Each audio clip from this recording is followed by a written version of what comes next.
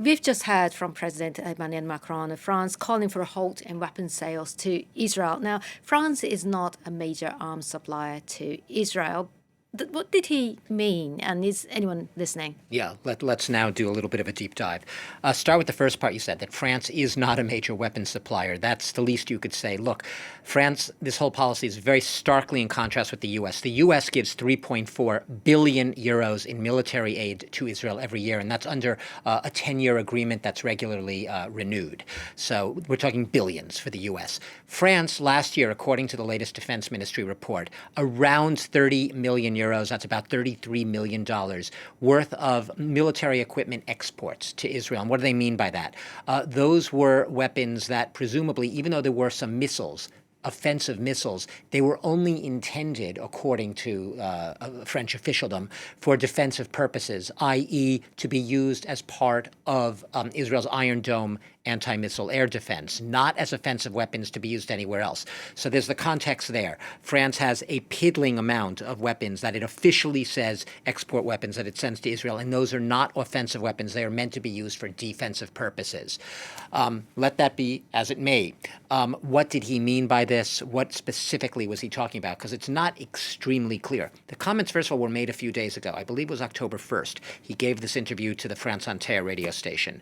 They were broadcast today, and they were broadcast at a time when, as we know, the entire region is braced for an expected, possibly hard, massive Israeli retaliation to last week's Iranian missile barrage that was aimed at Tel Aviv and elsewhere. So it comes in that context, but also it comes on a day when there are protests happening throughout Europe calling for stopping the war, specifically in Gaza. These remarks were specifically about Gaza, about French military aid to Israel with respect to its war against Hamas in Gaza.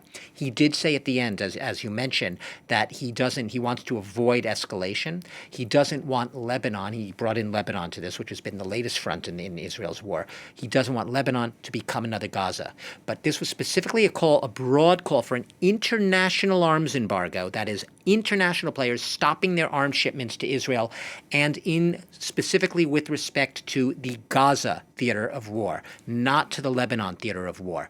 France's official position being, and I have to underline official, is that they only have supplied until now weapons meant for defensive use, including in Israel's Iron Dome system. So a lot of people are going to be wondering, demanding answers, wondering what this is about, and also, yes, legitimate question, who's listening to Macron? Because right now Israel's made it clear that even the UN Secretary General is persona non grata right now in Israel. France and Europe have not had a big say, the least you can say, in weighing in on this conflict. Even the U.S. has been all but snubbed and ignored in the view of many observers of the region over the past year. So Macron's marks, yes, stark contrast to what we hear and see from the U.S. policy, but are they likely to sway in any way, shape, or form Israel's behavior or the outcome or the way this war is waged in the broader sense?